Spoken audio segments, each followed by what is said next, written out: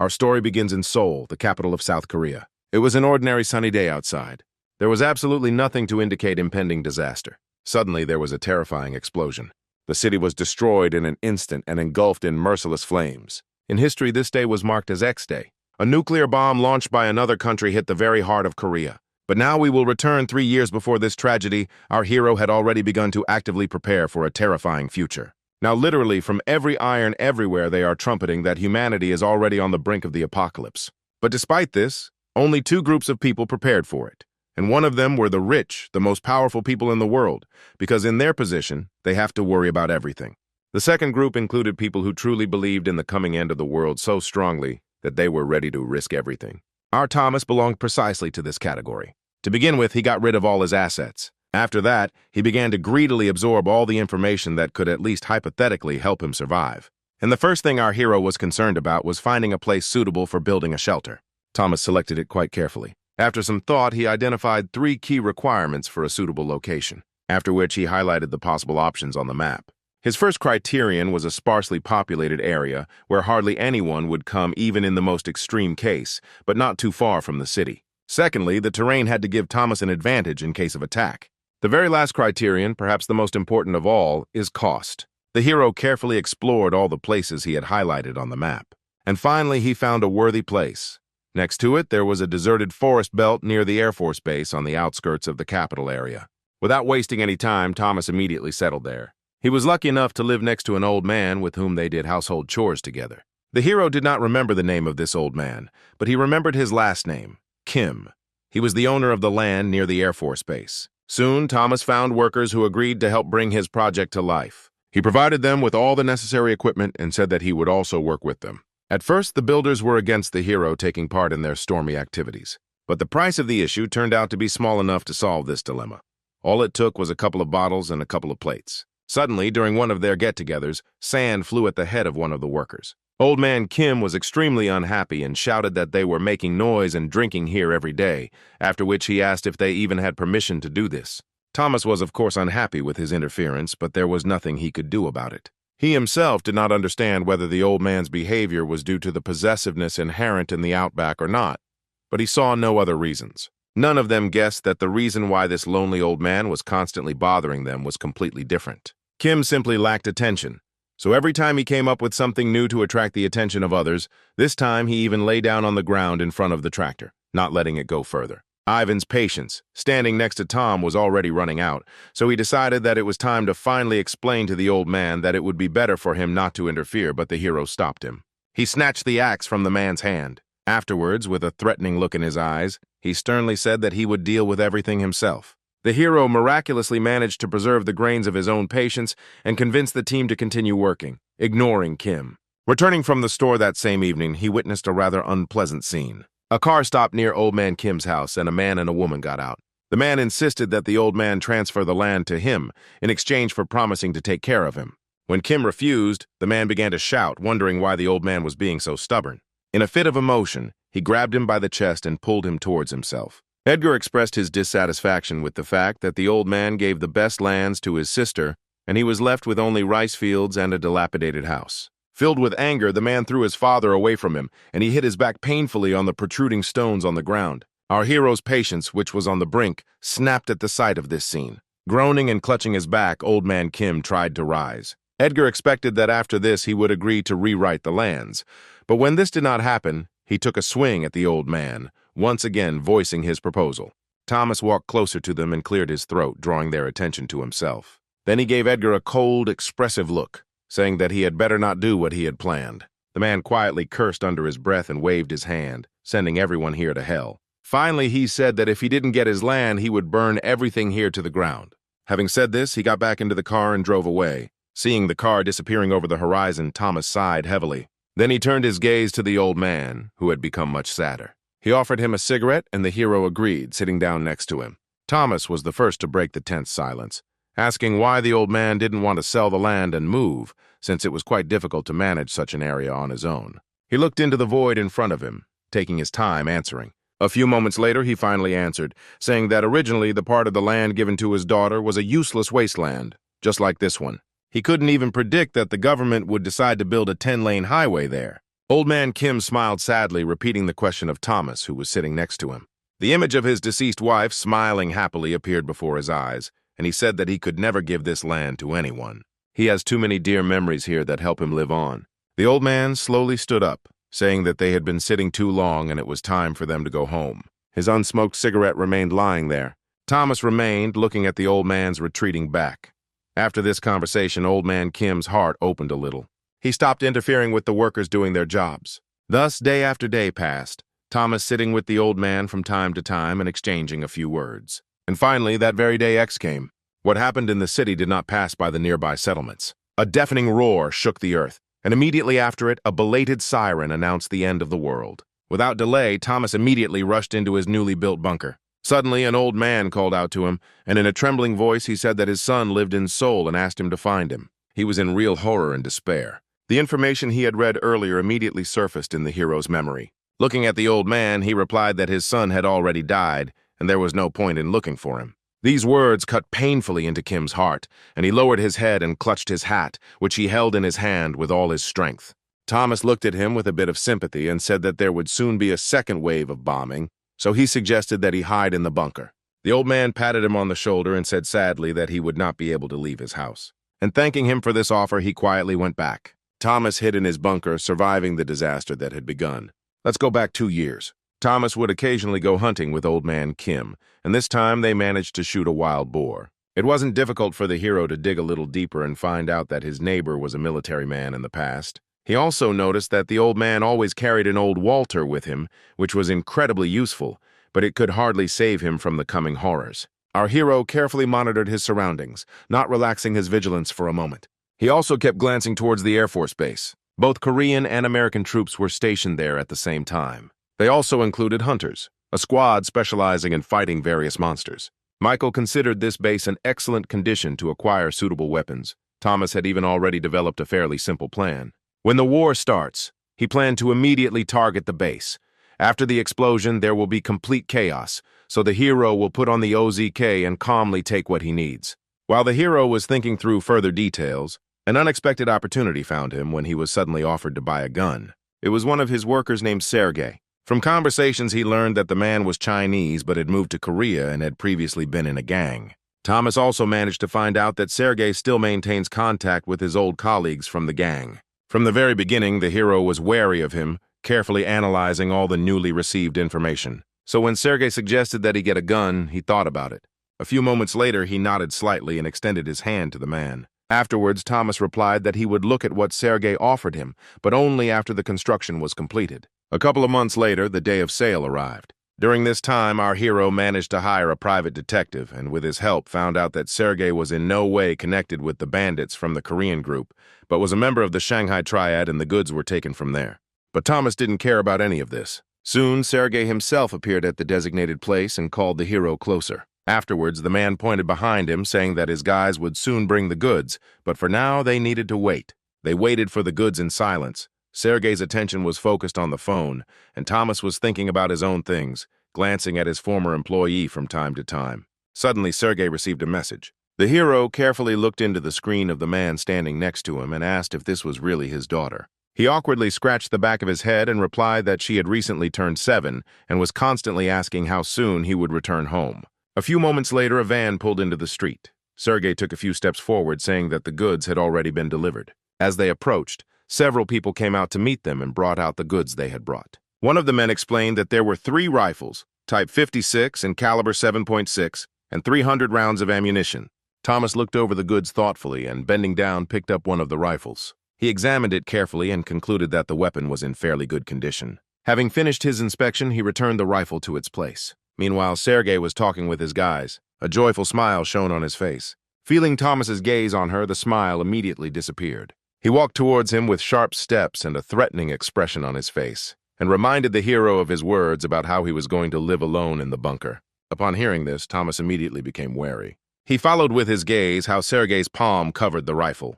The man himself assumed that it would most likely be difficult for him alone. The hero frowned slightly and said that sometimes there are problems, but overall it's not that bad. Sergei looked at him seriously, thinking about something. Noticing this, Thomas smiled and asked if he really wanted to help him. He himself quietly put his hand behind his back and touched the hatchet hidden in his clothes. Sergei was silent for a few moments, considering his proposal. But then he smiled and politely declined. He held his palms out in front of him and said that he would not dare violate Thomas's personal boundaries. Then he turned to the van, saying that if anything happened, Thomas now knew who to contact, and added that he would send him the cartridges and clips after payment was made. The hero remained in his place, looking at the car as it moved away. He was sure that Sergei would return to do what he could not do today. Our hero's fears came true, and this happened on the very first day of the disaster. Thomas turned his gaze from the screen of his mobile phone, which Sergei was constantly calling, to the screen of the monitor with cameras. He saw a man get out of a car parked nearby. In his hand was a sharpened axe. Thomas already imagined his next step because Sergei knew the layout of this bunker perfectly, since he himself had built it.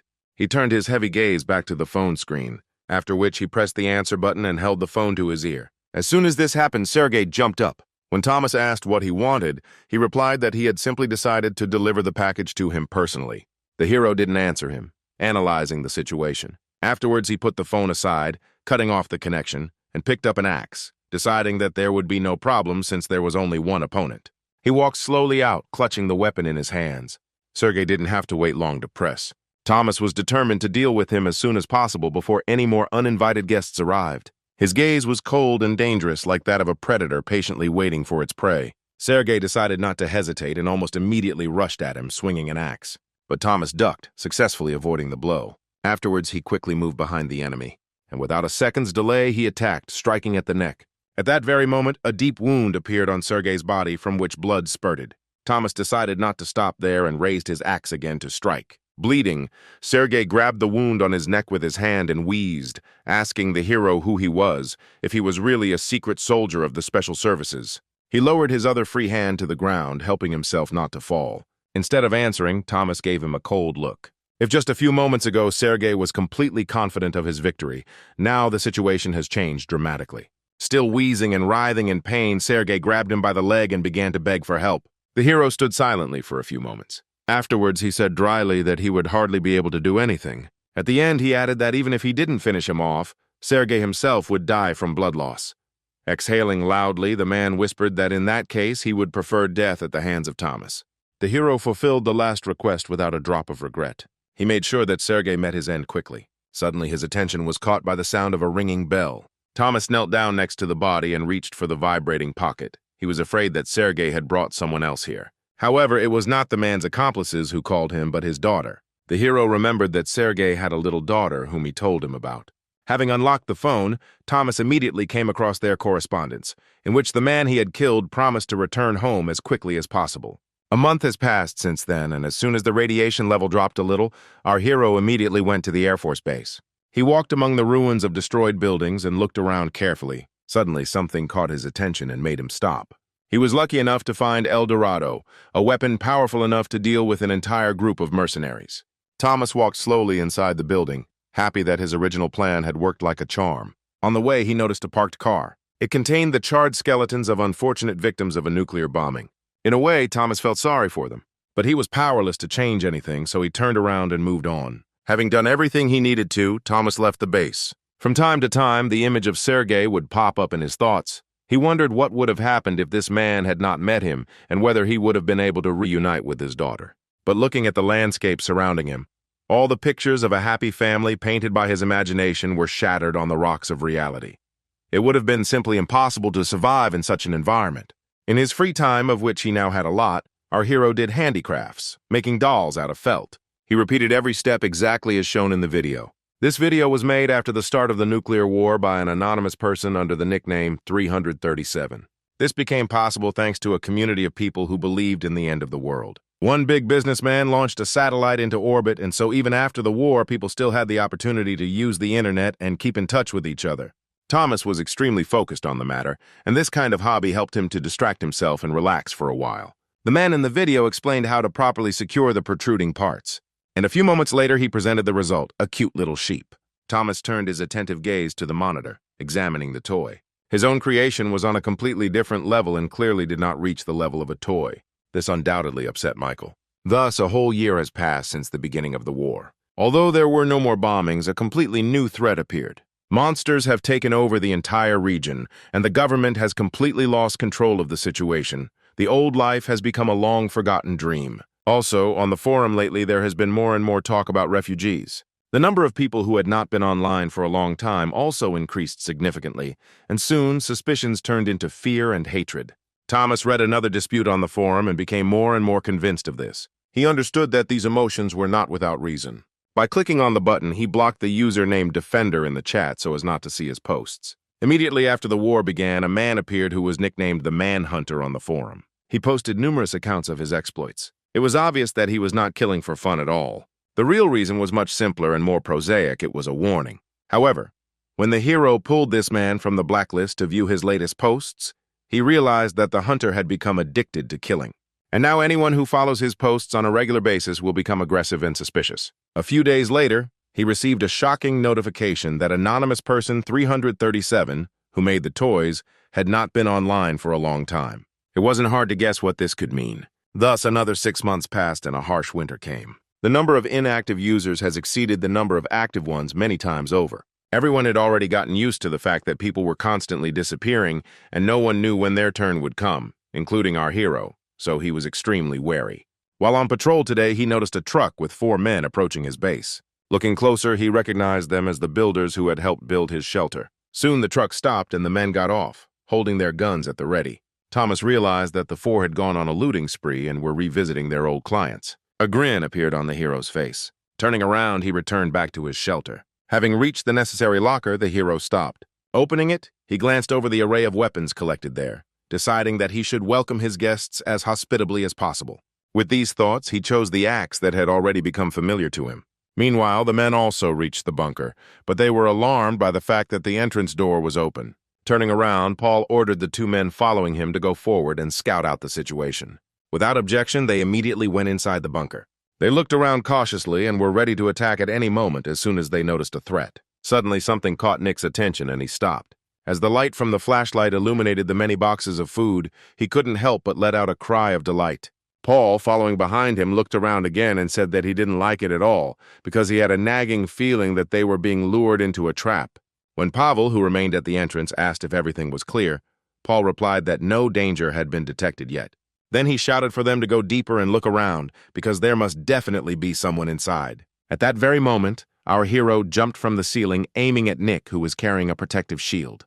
Thomas hit the shield straight on, causing the man to cry out in surprise and fall to the floor, crushing his partner underneath him. Paul didn't lose his head and, aiming his gun, began to shoot at the hero, but he easily dodged, simultaneously throwing an axe at the enemy. Nick watched in horror as his opponent was hacked to death with an axe. Thomas took advantage of this moment and jumped on the shield, pushing the man underneath him into the floor. When the tension suddenly eased, Nick peered out from behind the shield cautiously. As soon as he did this, he saw Thomas raise the picked-up axe over his head to strike. Seized with horror, Nick began to beg him for mercy. But our hero was not so merciful, so all the pleas fell on deaf ears. Having killed him, Thomas turned towards the entrance when Pavel's excited voice was heard from there. He slowly walked towards the entrance. Meanwhile, Pavel, who was on the street, asked his partner to throw a couple of tear gas canisters inside. Thomas heard their plans perfectly well, thanks to the fact that he was hiding nearby at the entrance. However, he was not so simple as to surrender to the enemy so easily. The next moment, he hit the button on the wall nearby with his fist with an axe in his hand. A malicious grin appeared on his face. Being on his own territory, our hero had a couple of aces up his sleeve for such cases. The door automatically slammed shut with a bang. The men standing outside did not have time to put their plan into action. Pavel suggested finding a ventilation shaft and smoking out the enemy through it. He said that there was only one entrance to this bunker, and in fact, there was only one exit. If they threw a couple of grenades into the ventilation, Thomas would be trapped. At this time, the hero returned back to the weapons cabinet and took the rifle. Afterwards, he pushed the locker aside, thinking that he never thought that a fight against ordinary marauders would turn into such problems. However, his enemies didn't know something either. After the builders finished their work, Thomas expanded the bunker himself, relying on his knowledge. So they have no idea that there is another way out here. It took Thomas a little less than 2 minutes to reach it. Opening the door, he stepped outside. Afterwards, he looked around, trying to find his target with his eyes.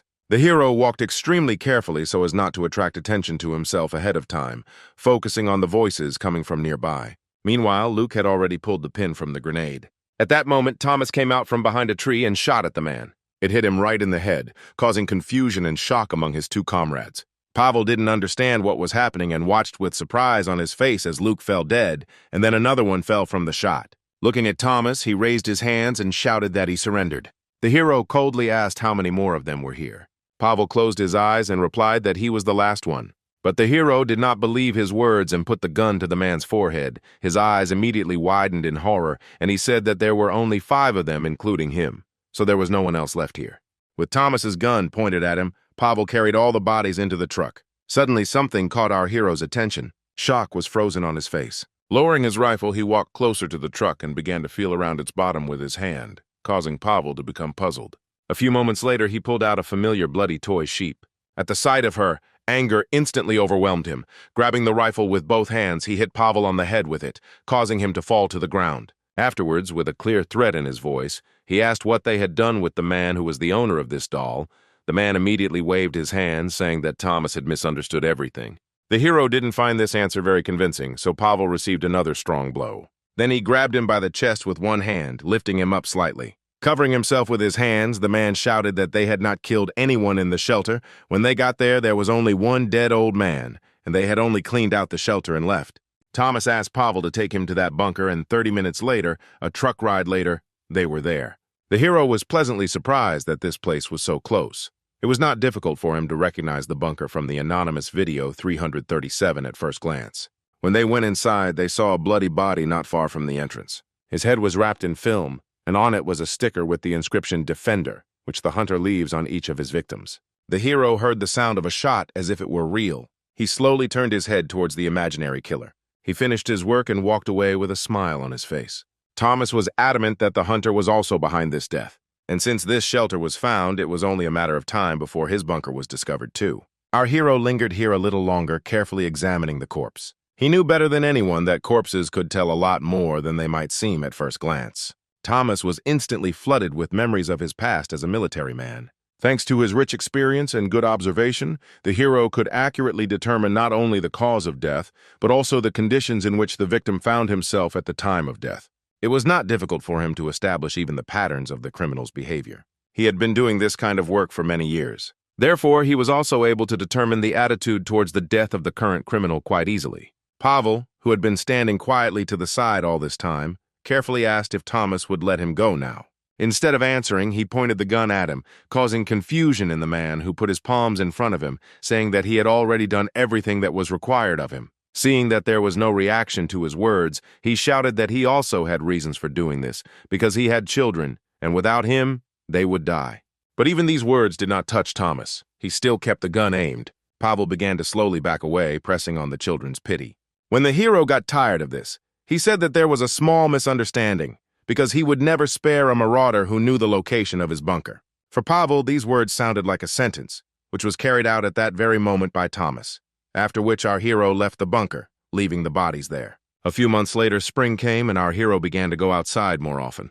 He had lived in the bunker too long and had come to appreciate the warm, fresh air outside, enjoying the blissful peace in the sun. At such moments, Thomas felt like this place was a real paradise on earth. However, nothing can last long, and the hero understood this. Filled with a strange premonition, Thomas opened his eyes and saw a drone flying in the sky. He slowly approached him. Not long ago, someone wrote on the forum that he also saw a flying drone in the sky, and now someone is trying to break into his bunker using welding and also warned that he is going to blow up his bunker in case of emergency. This post attracted a lot of attention and also helped to reveal a frightening truth to everyone. Namely, that the marauders are becoming more and more inventive and cunning. They can also try on the masks of members of the surviving community. Therefore, the information that is necessary for survival may one day become their undoing. On the day this post came out, every survivor realized this. Just like they will have to fight for their own lives, whether they want to or not. Over time, some began to unite into groups. Group survival quickly gained popularity. Our hero had a completely different opinion regarding all this, because he believed that a large group was easier to notice or track down. He considered stealth to be the best way to survive. It gave him more advantages over the enemy. In this regard, Thomas's territory is ideal for this method, because there is so little here that neither marauders nor vagabonds simply have any reason to come here. Also, recently a pack of mutated wild dogs settled nearby. From the forum, our hero also learned that radioactive zombies had begun to appear in a nearby city. There were even rumors about an unknown survivor who was cleaning up this city. He shoots them with a sniper rifle, piercing the zombies' heads. But Thomas suspected that this was not all the changes and that something worse was coming. Greg, holding the drone's remote control, swore loudly. They arrived exactly at the place where our hero had been resting not so long ago, but now it was as if he had disappeared into thin air. The man looked out of the truck window and asked his comrades with displeasure whether they had searched carefully enough or if they had simply gotten the wrong place. Patrick, equally displeased, shouted that there were no other Air Force bases nearby and told Greg to send out the drone again. He cursed with displeasure, dreaming of the pleasure he would have in getting rid of Thomas when he found him. Suddenly, something caught his attention. He looked down at the image from the drone, amazed at what he saw. Instead of Thomas, he came across a stranger with a rifle. Judging by her clothes, Greg was sure that she was an American soldier. Pleased with this, he looked out the window again and shouted that he had found a better victim and they needed to turn around. But before he could finish speaking, he noticed the frozen horror on the faces of his comrades. They were attacked by mutated wild dogs. Right before Greg's eyes, they devoured everyone outside one by one. This horrific sight left the man in shock. The man in the driver's seat immediately hit the pedals, getting out of there as quickly as possible. Suddenly, the torn body of one of their former comrades flew under their wheels. The man landed on their car with a thud, hitting the windshield. It instantly cracked, completely obscuring the driver's vision, and the truck crashed into a pole. Greg did not survive the accident, but Paul, who was driving, miraculously survived. However, the joy of survival did not last long. Horror was reflected on his face, distorted by pain. A huge monster's head penetrated inside. It was no trouble for the wild dog to devour the immobilized victim. Afterwards, a photo from the accident site was uploaded to the forum with a caption stating that wild animals had dragged a group of marauders towards the forest. Thomas, however, decided that he should be more careful if he didn't want to accidentally run into the mutant dogs. Suddenly, while he was sitting and thinking about this post, he received a message from the user who had previously written that he had been tracked down and was going to blow up his bunker. This time, he wrote again about the explosion and asked for help, but after the last time, no one believed him. So when the looters broke into the bunker, despair overwhelmed him, and he had no choice but to actually blow everything up. Almost everyone heard the explosion, and the forum came alive again, discussing what had happened. Thomas decided that he didn't need to delve into this now, because there were more important things to do. Or rather, a threat that got too close to him. He picked up the drone's control panel, which depicted a girl with a rifle. Thomas decided it was time for him to meet his neighbors. Alexa noticed a drone following her, so she immediately got rid of it. Later in the evening, Thomas visited the place where he last saw the girl from the video and stopped at a half-survived high-rise building. He glanced around the building with a careful gaze. Alexa reacted instantly, firing her rifle. The bullet flew straight at the American woman's approaching enemy. The zombie was knocked down by this one attack. Thomas managed to hide behind the bus. Now he had no way back. He entered the territory of his neighbor, a mad sniper. Carefully emerging from his hiding place, the hero dropped to one knee and began to carefully examine something on the ground. His attention was drawn to the bullets in the ground. Thomas found it strange that the warning shot holes were too close to the aimed ones, which only meant that Alexa had no choice but to shoot. This guess gave him the idea that this girl was in some sense even more dangerous than that bomber. The hero originally came here to learn more about his neighbor, whom he found using a drone. Based on the girl's appearance and her equipment, Thomas was certain that she was a member of the U.S. military forces stationed in Korea. At the very beginning of the war, the United States, being in the position of the strongest country in the world, intercepted most of the nuclear missiles and protected the main territory, but the main problems began later. They withdrew all their external combat assets, including those from Korea. They had to try to defend themselves from the rifts from which the monsters were crawling out.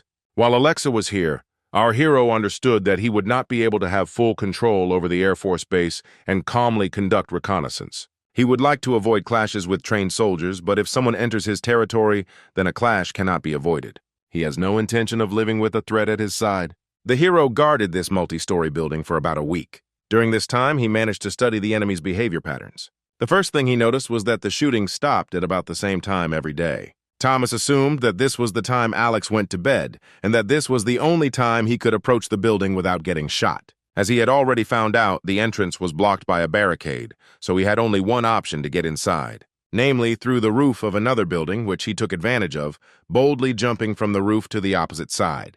He managed to successfully grab onto the ledge of the floor of the desired building. Thomas glanced down. If he fails to climb up and falls down, he will most likely run into the protruding pins. He closed his eyes and exhaled slowly. In the next movement, the hero climbed onto a hard surface with one jerk. Thomas immediately grabbed his weapon and took aim, ready for the fact that he could be attacked at any moment. However, he found no one here, so he walked forward carefully, trying not to make unnecessary noise. Thomas was extremely focused and alert. In this way, he reached the stairs and began to climb up them just as carefully. Having climbed one flight, he stopped, looking around for enemies. In this way, he reached the top floor where the sniper's hideout was located. He quietly approached the door and opened it, walking inside.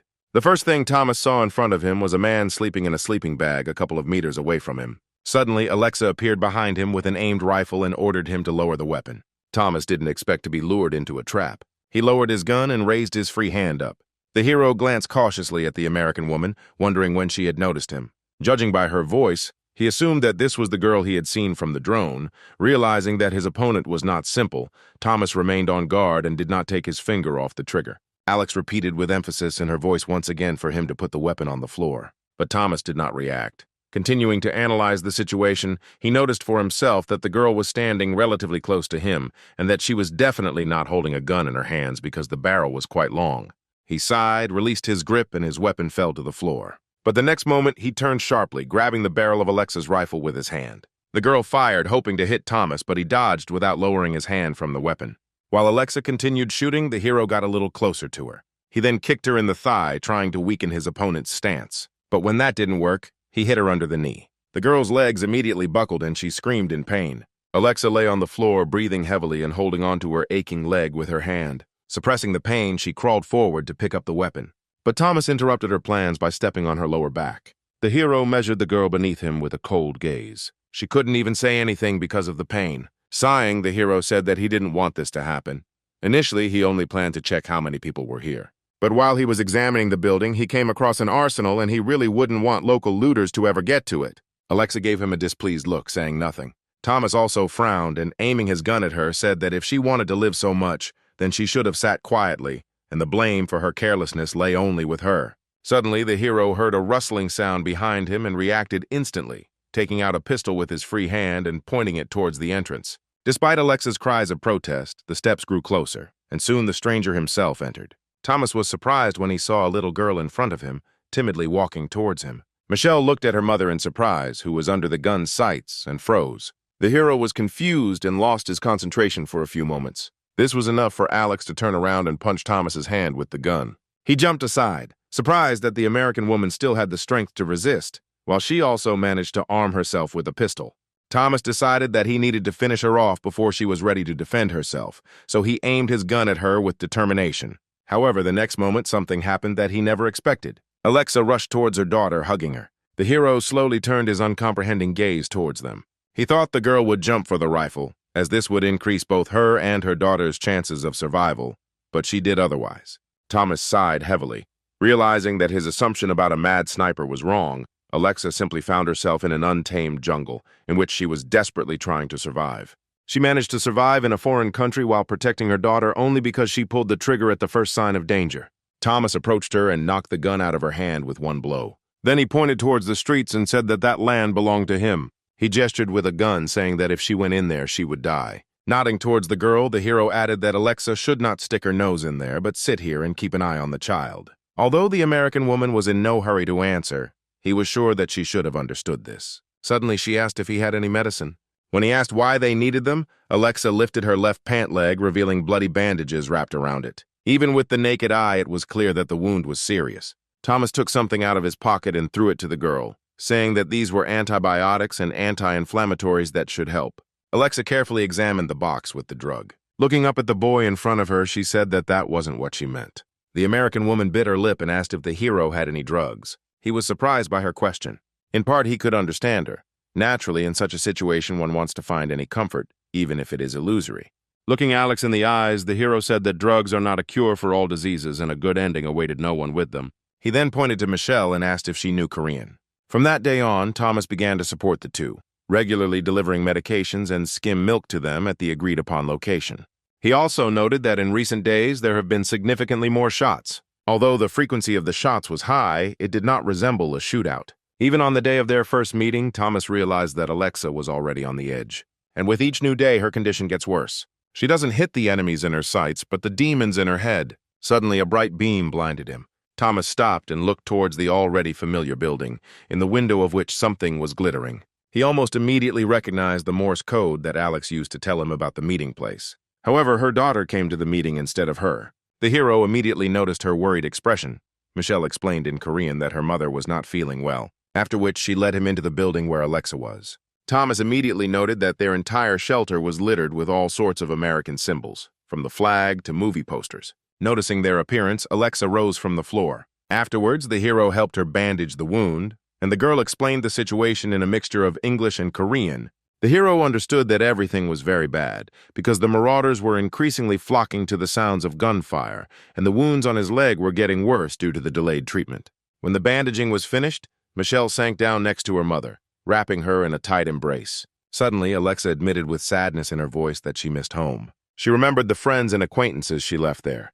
The American woman understood that it was simply impossible to return home in the current situation, and this really hurt her heart. Michelle brushed away a lone tear that rolled down her chin. Without turning to face him, Alexa asked Thomas again if he had any drugs. His gaze immediately became heavy. Memories of the tragic fate of another family, which he accidentally witnessed, surfaced in his mind. Afterwards, he said that even if he had them, he would not have given them to her, because no matter how much you run away from reality, the problems will still not go away. In return, he promised to help her. But for this, he will need a weapon. Sometime later, our hero found a refuge for marauders. He waited for the rain on purpose because it was the best moment to leave his territory. The rain severely limits visibility, and the cold forces people to huddle in groups around the fire. Thomas looked around and noticed boxes of ammunition nearby.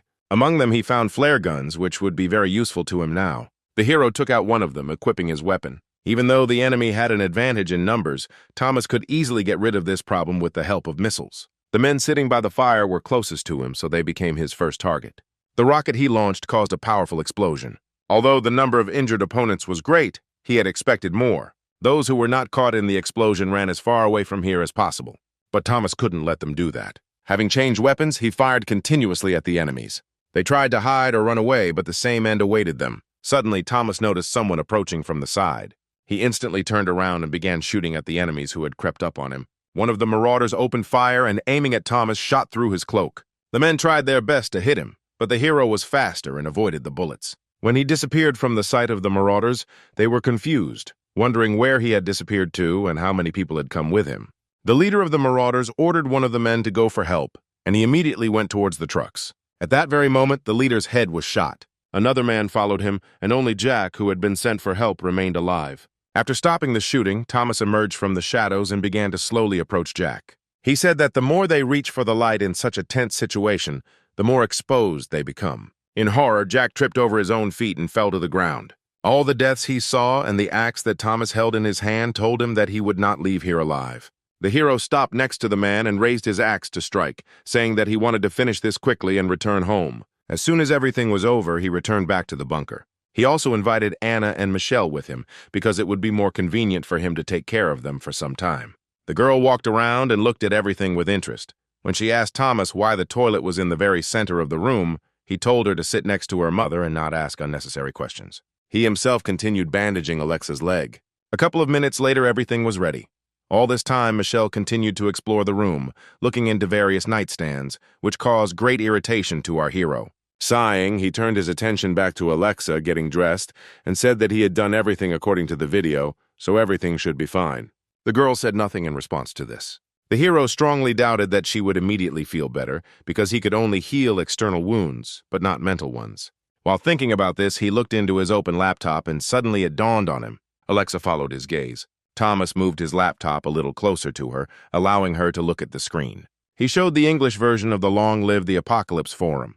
The hero assumed that since the American domain was the main one, there should be many times more users there. He hoped that at least this way he would be able to dull the pain in Alexa's heart. The girl had never used this forum and hesitantly asked if it was somehow connected with the States. In response, Thomas nodded and advised her to try writing something there. After his words, she turned her gaze back to the screen. Afterwards, she timidly touched the keyboard with her fingers and typed a banal greeting. Even though it was a small thing, a smile appeared on Alexa's face for the first time in a long time.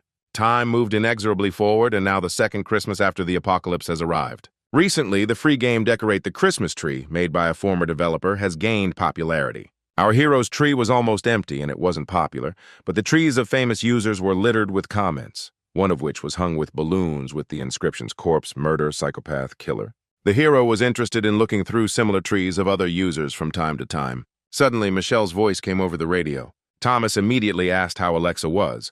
The girl replied that she had fallen asleep, but wanted to borrow the laptop for a while to spend the New Year's countdown with people from North America. The day he first gave Alexa a laptop, she visibly perked up and thanked him for the opportunity he had given her. Then she said her name and her daughter's name.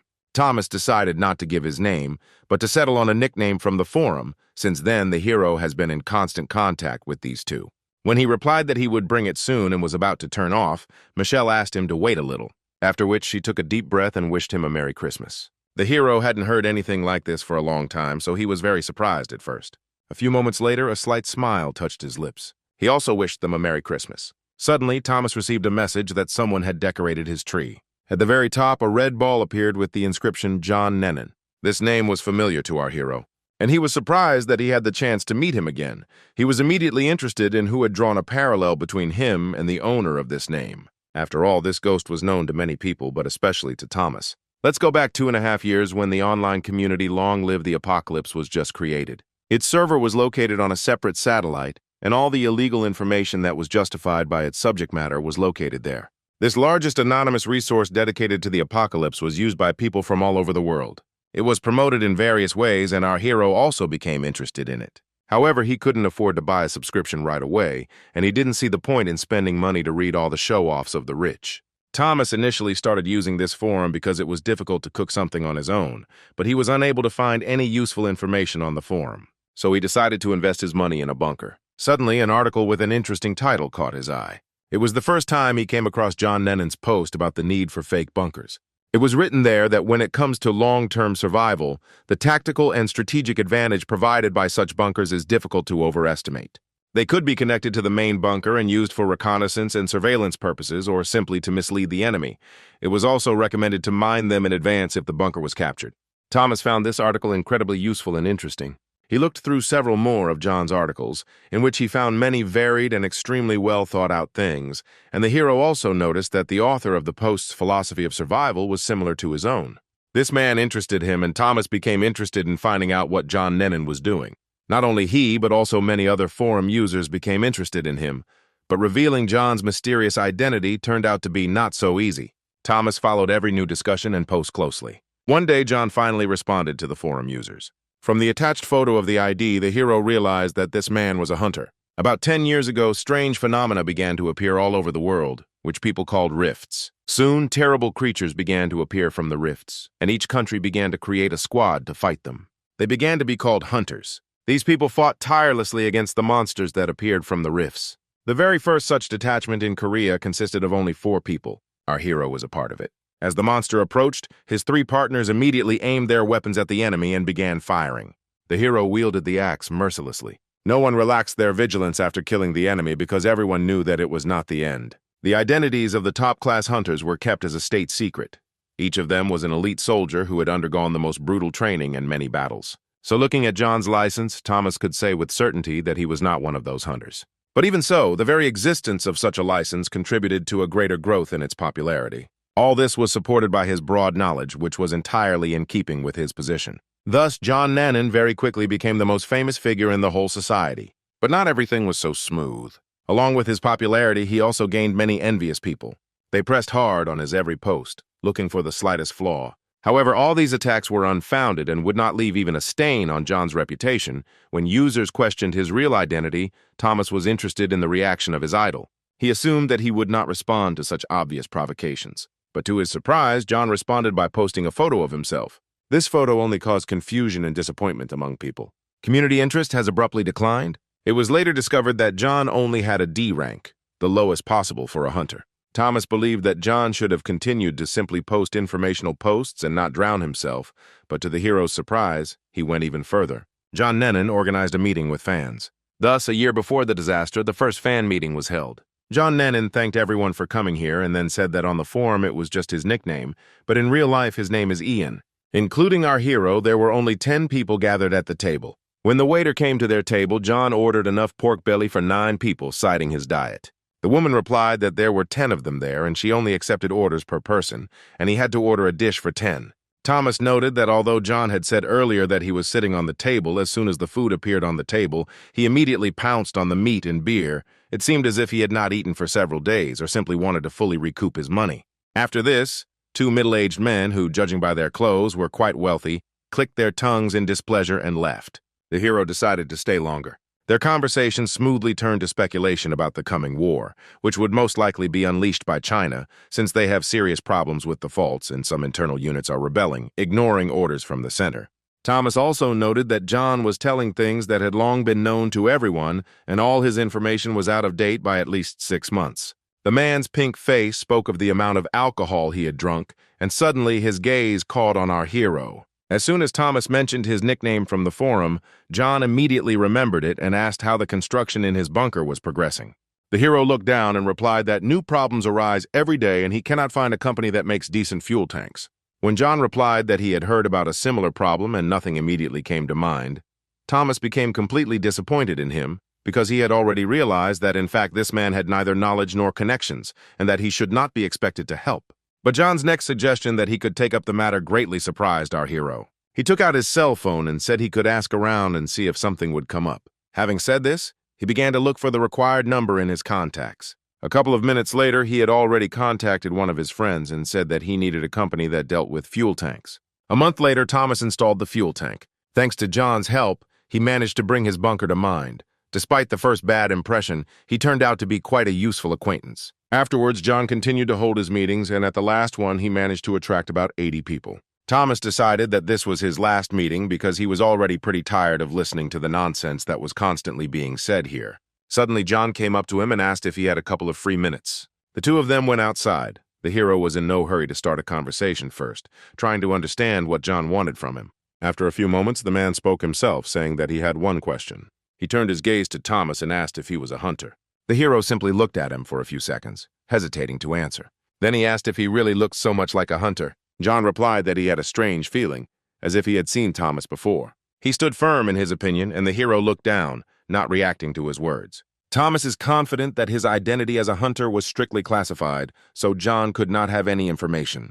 And in order not to reveal himself, he needed to come up with something urgently. When he turned to him to voice his invented excuse, he was no longer there. The other guys came out of the establishment looking for John, saying that reporters had come here and wanted to see him. One of the men noticed Thomas standing nearby and asked what they were talking about. Without waiting for an answer, he pushed John towards the entrance, saying that if it was not something important, then he should hurry. John looked towards Thomas and wanted to say something, but didn't have time. The next moment, a female reporter appeared at the door. All the man's attention was immediately focused on her. He smiled and said that it looked like he really should hurry. Once, when someone asked why John was so busy with that guy, he replied that Thomas just looked like someone he knew. The hero did not follow the crowd but went home. This was their last meeting in person. John Nennan soon became a real star and appeared on many broadcasts as a representative of the apocalypse and an expert on the issue of the end of the world, thanks to which he further strengthened his position. Later, he even began giving lectures. He also monetized his fame as the doomsday seller to the fullest. He provided special consultations for the rich. John didn't just ride the wave, he worked his oars with all his might to rise even higher. And the main springboard for his success were the guys from the forum. John was intoxicated with his fame and power. After all, the forum users worshipped him like God, and he watched their reactions and began to believe that they would continue to follow him like sheep. But it was precisely this approach that became his end. Over time, the truth came out that he had copied all the posts from the European forum, and this caused a lot of indignation. As a result, an entire army of armchair detectives took up a detailed investigation, and the bubble called John Nennan burst. Thomas himself was irritated by the fact that this man was literally everywhere already, so he was glad that everything ended this way. Although John managed to take off quickly, he fell much faster, and the anonymous people from the forum who started the bullying made everything much worse. He made no attempt to defend himself in any way from unfortunate suspicions and criticism. The last sign of life he showed remained forever in the history of the forum. Thus, the rising star long live the apocalypse faded away. Now Thomas was looking thoughtfully at the monitor screen. He wondered who had drawn the parallel between the two of them. The thought that it was just a coincidence immediately crossed his mind, but instead a suspicion crept in that it could have been John Nennan himself. Thomas sat back down at the monitor, moving the keyboard closer. On the forum, he found the account he needed of one of the anonymous people and wrote to him. The hero asked if he could tell him who left the message on his tree. When he replied that he would think about it if Thomas told him why he needed it.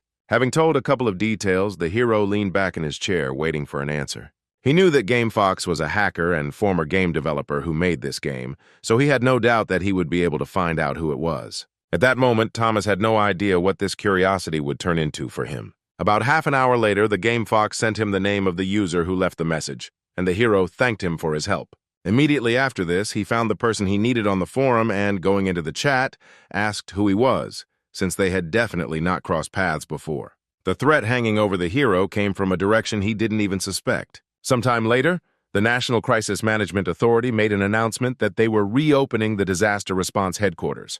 Having heard everything he needed, Thomas turned off the radio, after which he began to pack his bag, putting in food and water for 3 days. He also did not forget about weapons for self-defense. The state was still holding on thanks to the surviving top brass, but the hero did not place much hope in them.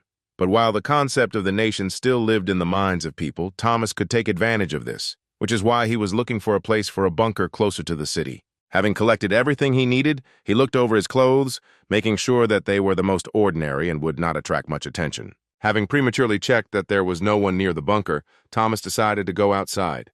It's time for him to see what Seoul has become a year and a half after the nuclear bomb fell.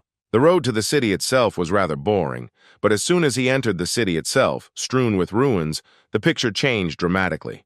This view evoked complex and contradictory emotions in the hero. All that remains of the Seoul that Thomas knew is its name.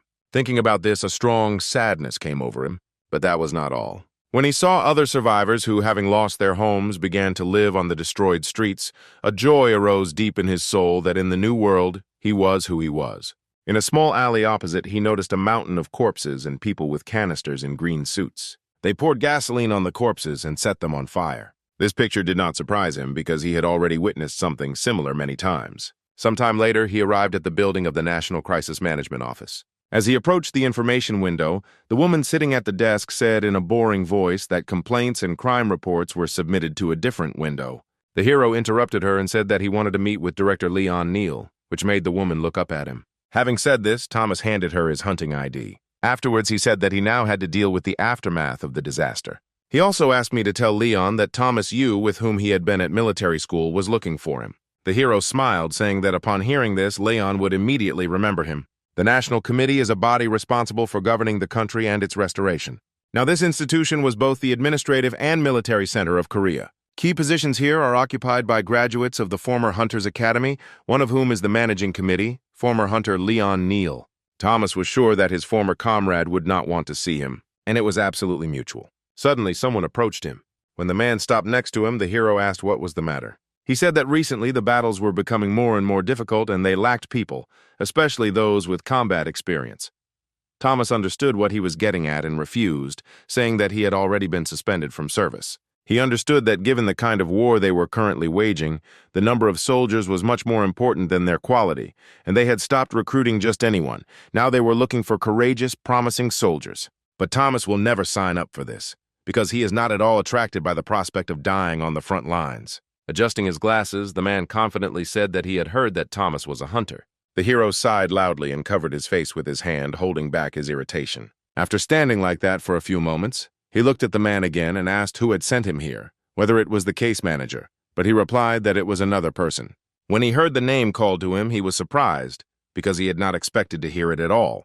Thomas froze, digesting the information he had received. Afterwards, he asked in bewilderment whether Ksenia Reed was really on the National Committee. He was immediately flooded with memories of the times when he was still a military man. He and Ksenia served together, and he often told her not to think about other people's opinions, and that the end should justify any means. The girl had much less experience, so they took breaks from time to time so that she could recover, and during them, Thomas gave her various pieces of advice. And the girl persistently followed him, remembering everything that was told to her. Now he met her for the first time in many years. Taking a break from her reports, Ksenia greeted her old acquaintance. The first thing he noticed on her desk was a photo frame with her family photo. The girl decided to skip the formalities and get straight to the point, saying that they needed hunters. Thomas wearily said that he had to ask the classic question, "Why me?" But everything was perfectly clear here, in response to which he heard the remark that he was still trying hard to avoid military service. Without taking his eyes off her, he reminded her that they had once agreed that she would not work for the state. In response to this attack, Ksenia asked whether old promises meant anything in today's world. The hero knew the answer to this question perfectly well. He sighed and replied that that was exactly why he left, because he never wanted to do anything like that again. Ksenia interrupted him and said that the manager Leon Neal had already sent a request as well. What he heard did not please our hero at all. Noticing his expression, Ksenia said that he no longer held a grudge against Thomas. At least he was definitely not in a position to do so. She bit her lip in displeasure when the hero mockingly said that the world had changed as soon as Leon took the higher seat. Throwing a displeased glance at him, Ksenia said that he should be perfectly aware of the situation they were all in now and what was happening on the front lines every day. After her words, silence reigned in the office. Thomas was in no hurry to answer anything. He knew perfectly well what Ksenia was talking about. He didn't even have to imagine the horrible images because fragments of memories of everything he had witnessed floated into his head. That was the whole problem. He desperately didn't want to go back to that life. Ksenia noticed how his fists clenched in his pockets. Sighing, she looked down and apologized regretfully. Afterwards, she asked him if he knew anything about the P Corporation, and when he answered negatively, she told him that they would need help in hunting monsters, which is why they had turned to them, but they had nothing to help them with now. Ksenia placed her palm on the folder with the report and moved it a little further, after which she said that she wanted Thomas to put on a show there. Hearing her request, the hero was surprised. She assured him that as long as she lived, he would not find himself on the front lines. After looking at her for a few moments, the hero thanked her for it. The girl's gaze softened a little, and she said that everything had changed a lot here, of course. Everyone except Thomas. Many people have wondered what will happen to large industrial conglomerates after the end of the world, and not long ago, a drone discovered the bunker of one of them. It was a whole closed ecosystem which even had golf courses. Thomas understood that leaving the company and social status to which he had dedicated his life in order to protect himself and his family was a natural choice, one that most rich people made. But naturally, there were others among them who could not give up power in the changed world, and among them was the leader of the R Corporation. A month later, the corporation made an appointment with Thomas. Early in the morning, he arrived at the building of the new headquarters, which was designed by a British architect known throughout the world, but the construction was not destined to be completed due to the outbreak of war. So Thomas had to freeze in the construction elevator for quite a long time. Because he had to go up to the 55th floor, the cold was especially noticeable as the elevator approached the top floors. Entering inside, he stopped at the doors of the meeting room. Previously, only the best of the best, the pinnacle of the Korean elite, could enter there. As soon as Thomas walked inside and saw the people gathered there, he realized that nothing had really changed. He glanced at their faces, focusing on just one person. But he didn't even think to turn to face him. Thomas also noticed the workers' ID cards hanging around their necks, although he didn't see any point in them, since there was no electricity. A man approached him from the side with a smile on his face and said that he had heard about the hero. Thomas turned to him and greeted him with his hands outstretched, but the man ignored it and stared at the piece of paper, asking what his rank was. Our hero did not expect that they would start asking him questions right away and answered that he had a D rank. After marking something, the man asked if he had combat experience and in what countries he served. Thomas replied that he had made a couple of small trips to Korea, but had never been a captain, and as for the rifts, he had very little idea what was going on there. Having written everything down, the man said that they would finish here and asked to wait here for a bit. Thomas answered the first thing that came to his mind, so as not to end up somewhere at the front. He knew that most of the records were lost. He was sure that Ksenia had already prepared everything in advance, and that he only needed to pass the minimum threshold to get to the place prepared for him. While thinking about this, the hero did not notice how someone approached him again. The voice of a girl who stopped next to him brought him out of his thoughts. She asked if it was true that he was a hunter. Thomas was a little surprised by her question and was in no hurry to answer it. Without waiting for his answer, Olivia pressed her back against the wall and told him that a whole horde of zombies had appeared in the industrial complex that worked for the P Corporation. Since most of the people defending the complex died, they had to turn to the National Committee for help. Olivia herself considered it complete nonsense that now, when everything was going to hell, people continued to sacrifice themselves for the sake of the company. There was a look of doom on her face. Nodding towards the men seated at the long table, she said that they were just a bunch of crazy people who believed that in a fallen world, something could still be achieved through loyalty to the company. Thomas understood and shared her thoughts, because he himself often asked himself similar questions. Suddenly, Olivia grabbed his hand, handing him a business card, and said with hope in her voice that her father was still in the complex, like many others. Thomas looked down at the business card pressed into his palm, reading the name. When the girl said that her father's name was Cedric Milton and that he was a representative of the subcontractor company to which the team would be sent, the hero's eyes widened slightly in surprise. Olivia hesitated slightly, promising that one day she would repay him in full, but he had to fulfill one request. She desperately asked to save her father. At that moment, Thomas was called out. All the men sitting at the table stood up and headed for the exit. The man conducting the survey called the hero to come with them.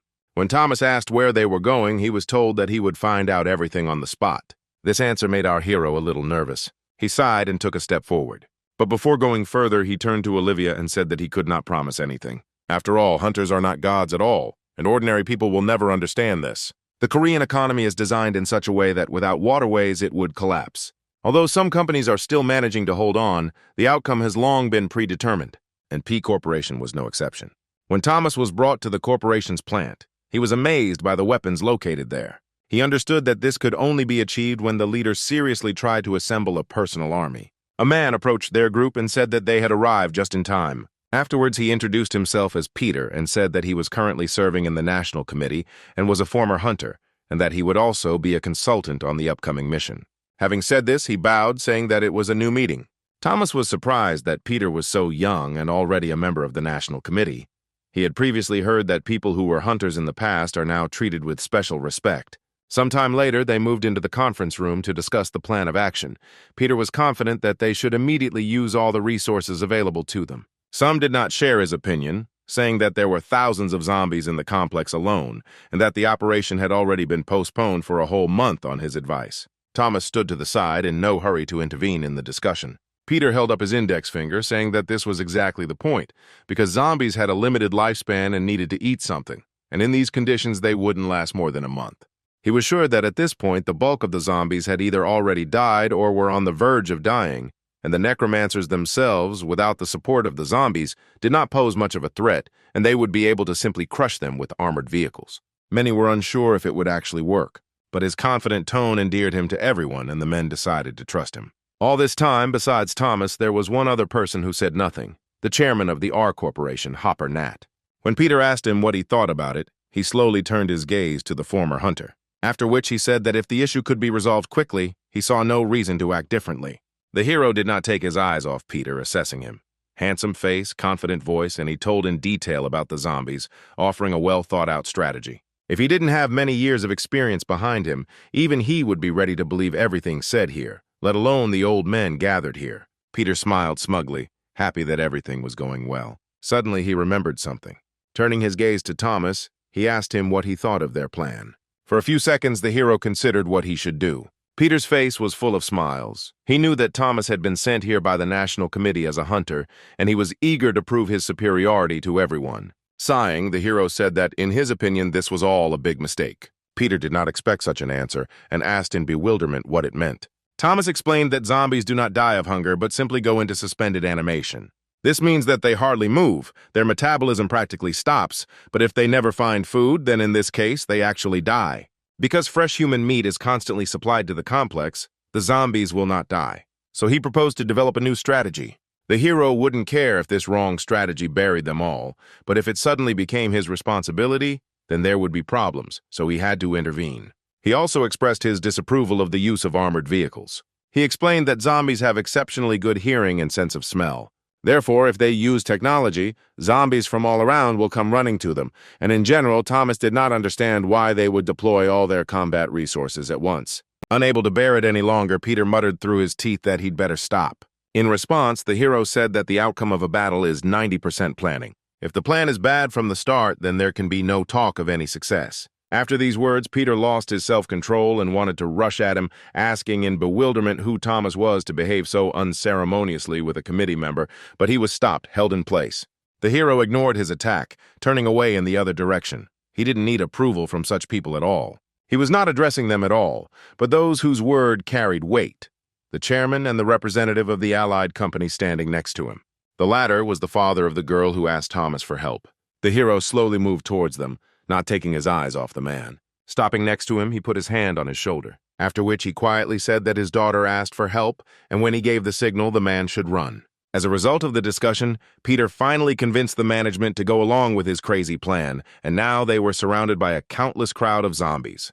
Machine guns were not scary to them because they somehow managed to break through even them, which made the situation even worse. Peter yelled into the radio for everyone to get their flamethrowers out and fire them. As soon as he gave this order, the connection with 2 tanks was broken. He began to scream even louder, completely not understanding what was happening there. A huge shadow looming over him made the man raise his head and freeze in shock. Something unimaginable was happening before his eyes. A huge necromancer appeared from a huge portal that appeared out of nowhere. He slowly opened his stiff limbs, spreading them out to the sides. Standing behind the representative, Thomas said that it was time for them to get out of here.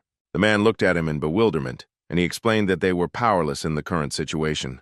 A couple of minutes later, everything within a radius of the nearest kilometers was engulfed in a bright flash of light. Upon returning to headquarters, Ksenia thanked him for his help and expressed her hope that after such a failure, the chairman would at least moderate his ambitions a little. Speaking about him, the girl remembered that the chairman wanted to talk to Thomas one-on-one, which she told him about.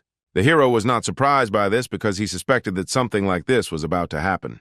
As he headed to the meeting place, he was well aware that they were now actively looking for a replacement for the deceased Peter, so Thomas did not see any reason to go to the meeting, but he was too overcome with curiosity. Entering the building, he looked carefully at the door numbers to determine the one he needed. He stopped for a few moments at one of them and slowly opened the door. Hopper Nat was already waiting for him there. When Thomas sat down at the table, the man said that he had dug a little into his past and was pleasantly surprised, because you don't often meet such people. The hero indifferently replied that all the past remained in the past. Hopper ignored this and said that from what he heard, Leon Neal was no match for him, and now he was almost a legend. He also knew that Thomas was on the same team with two legendary saviors of their time. When the man said that he was ready to provide him with everything he needed if Thomas returned to service, the hero sighed tiredly, looking down. Putting the knife aside, he replied that he could only wish Hopper good luck in the future. Immediately after that, he rose from his seat. At the same moment, Hopper seriously said that he was going to fight for that complex again. Hearing this, Thomas froze and turned his gaze to the man. He continued by saying that he was an illegitimate child and initially had no chance to inherit the company, but he went against the odds. So now, when all the time everyone believes that the world can no longer be saved, he is going to go against all odds again, and this time not for himself, and he does not intend to give up. He asked Thomas to at least help them come up with a plan to defeat these monsters. After listening to him, the hero had the thought that too often hopeless fools find themselves at the helm. But that was the whole point of entrepreneurs. Thomas sighed and said he would give one hint. Several more days passed after their meeting, and all this time he closely followed the news to find out how everything turned out in the end. That's why the sound of the notification from the forum immediately attracted the hero's attention. The article about the fall of P Corporation included a photo of the army. Thomas looked more closely at the photo and was very surprised. Nowadays, all the heads abandoned their workers to hide behind high and safe walls. But one entrepreneur was an exception to this rule. Even though Hopper Nut turned into a zombie, he continued to work. He confidently led his men until the very end. While walking along one of the streets, the hero noticed an old woman feeding homeless cats. Thomas looked at her with displeasure, knowing full well what this could all lead to. Stopping, he called out to her and said that he would not advise her to feed stray animals because it could be too dangerous. The woman looked up at him but said nothing. Then she turned back, and she also silently took her cart and walked away. Thomas remained standing, looking at her back and thinking that most dangerous situations occur due to human error, but human errors can be easily prevented. This case with the cat lady was, in a way, one of those. Over the course of a couple of weeks, he encountered her again, and with significantly larger cats. Although it is hard to believe now, when the Chinese government was still in power, South Korea sent out a hunting party. They were supposed to contain the monsters emerging from China. The monsters themselves appeared from the rifts. The very first portals appeared in India. The country fell instantly, and soon the neighboring countries followed suit. Then the monsters moved from India to Southeast Asia and from there to China. Korea was next in line. During one of his missions in China, Thomas managed to catch a huge rat.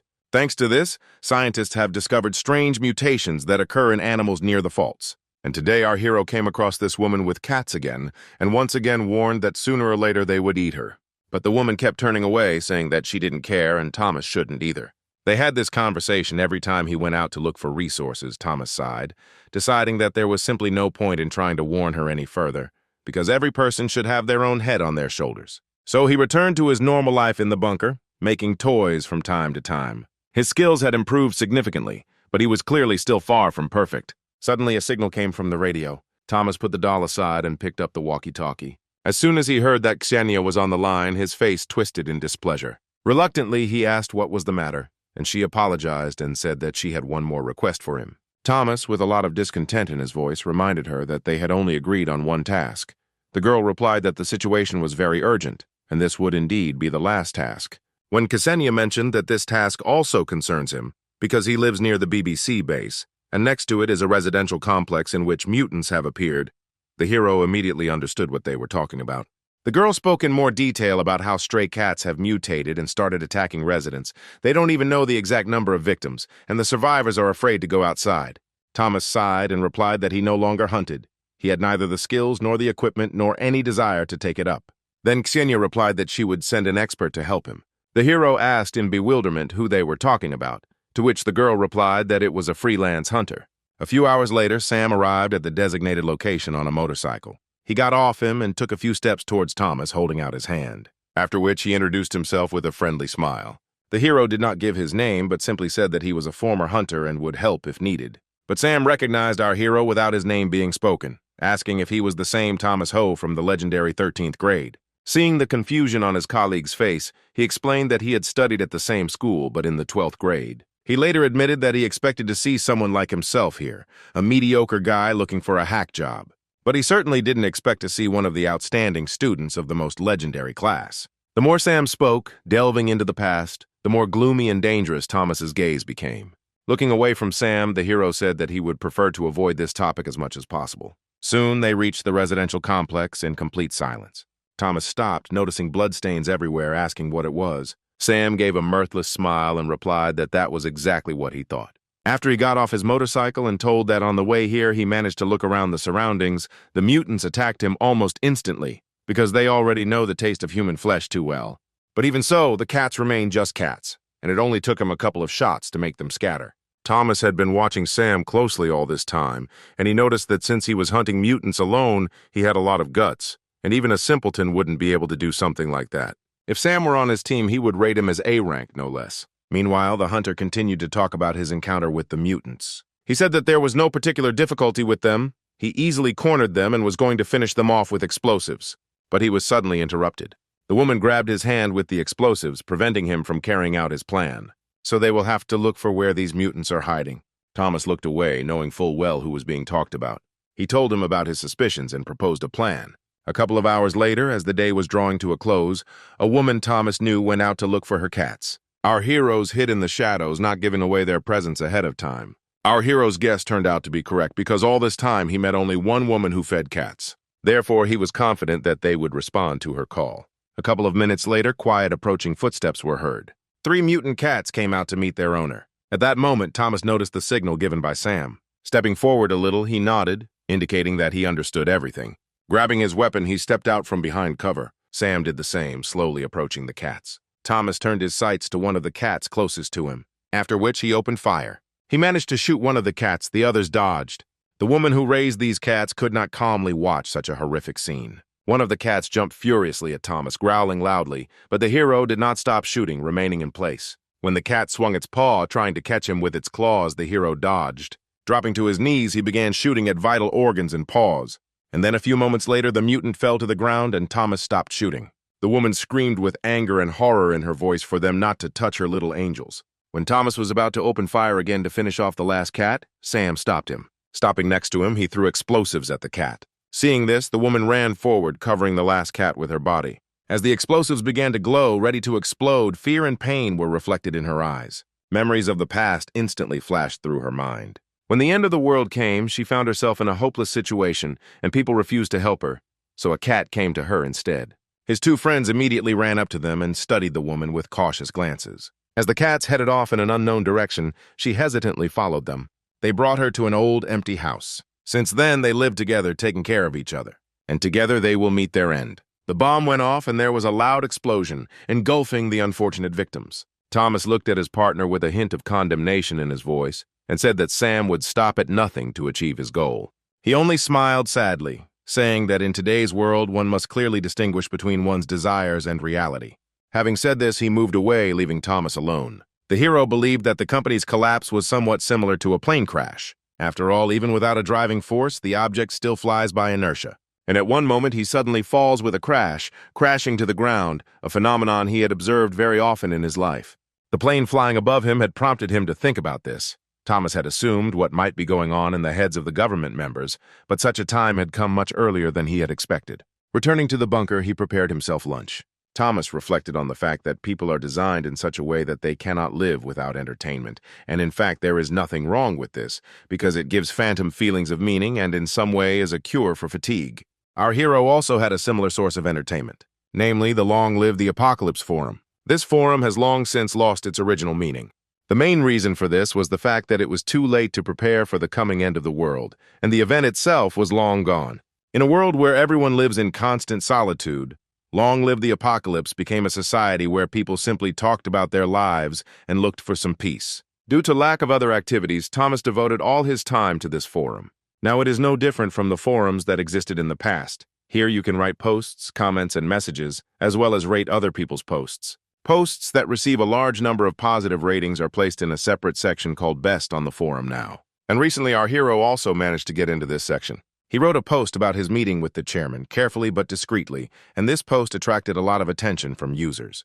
Around the same time, someone posted a piece of news that caused quite a stir throughout society. This news concerned the Lottery of Hope, recently introduced by the National Committee.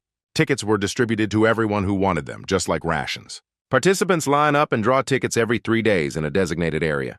This game brightened up the gray everyday life of the residents and brought something into it other than hard work. For places from 2nd to 5th, they gave out additional rations or some basic necessities, and the prize for first place was a voucher for accommodation. These people were to be allocated places in a residential complex capable of providing their own food and electricity. It was securely protected and so packed in technical captivity that it resembled the secret shelters of conglomerates, and active discussions on this topic immediately flared up on the forum. While people were dreaming more and more, the first winner appeared. His nickname was 9M. Our hero almost immediately remembered that he had already met this man a couple of times. He also went to John Nennon's meetings. He never took part in the discussions, mostly quietly grilling meat. The community reacted very strongly to his post, with a huge number of comments filled with admiration and envy. The fortune that smiled upon him completely blinded him, and his behavior changed greatly. At every opportunity, he bragged about the chance he had been given. Over time, his bragging turned into crude ridicule and humiliation of other members of society. The situation on the forum was heating up to the limit. The response from other users who had lost patience was not long in coming. Thomas watched the situation from the sidelines, and he didn't really believe in the reality of this prize, because even basic maintenance was entirely dependent on brute labor. Hence the question of where the National Committee would get the funds for such a complex. Therefore, he decided to contact Xenia to find out everything for sure. It all seemed too strange to him. She answered almost immediately, and Thomas asked if there was any chance that the Nadezhda residential complex would actually be built. The girl went out onto the balcony and lit a cigarette before answering him. Exhaling cigarette smoke, she said that in essence, hope is just a mirage. Afterwards, she informed Thomas that they were planning to move to Jeju and that they had to sort everything out by next spring. It became obvious to almost everyone that Seoul had no chance of being saved. She warned him that this was classified information and he should not spread it around. After this conversation, Thomas became lost in thought. Although he was not in the capital itself, he had a strange feeling that the government had decided to abandon Seoul. His life in the bunker had its downsides. He was a hero. He didn't know whether it was day or night, monotonous food and the same experiences, but just the knowledge that Seoul was nearby helped him cope with it. He remembered that Xenia asked him not to spread the word, so he decided to keep it all a secret. But when he looked at other people's posts, full of joy from winning first place in the lottery, doubt began to arise in his soul. Thomas understood that hope and faith in the restoration of the country were just empty dreams. At the same time, he was tempted by the thought that if he wrote about this, he would become famous. However, Thomas was known for his saintly patience, so people were not destined to learn about the cruel reality. A couple of days later, he got out into the city. He took a growing kit with him. Having met the right person, he exchanged him. Thomas found a way to grow what smokers value most, and in the post-apocalyptic conditions, it was a very popular currency. While the man was checking the kit, people standing in a long line looked at them with displeasure. Suddenly, loud screams were heard from the distance. A group of 3 men walked through the crowd with smug smiles and mockingly asked since when people started lining up in the foolish hope of hitting the jackpot. A woman standing in line responded with displeasure that they literally lived on the same food as everyone else. Thomas asked his client who these guys were, and he replied that they were potential residents of Nadezhda, and that they began to gather in groups and act as if they were better than everyone else. Hearing this, the hero frowned slightly in displeasure. At the same moment, it was announced that the food distribution was over for today, which caused strong discontent, and then the woman announced that the committee had reduced the quota for each region. But her words did not inspire confidence because there was still a lot of food visible in the truck. So when the doors of the truck slammed shut, people rushed towards the truck to take their food by force. But the truck immediately moved off, leaving the crowd of angry people behind. The other part of those who stood in line for food remained standing in place, watching everything with horror and doom. Thomas watched everything from the sidelines without interfering. A group of people who won the lottery were happily discussing how, since food was becoming scarcer, prices would rise, which meant that their apartments would become much more expensive. Thomas found it extremely unpleasant to listen to their conversations. He immediately remembered their conversation with Xenia. The hero himself did not know what was better, a life without hope or a life in which there was only one hope, albeit illusory.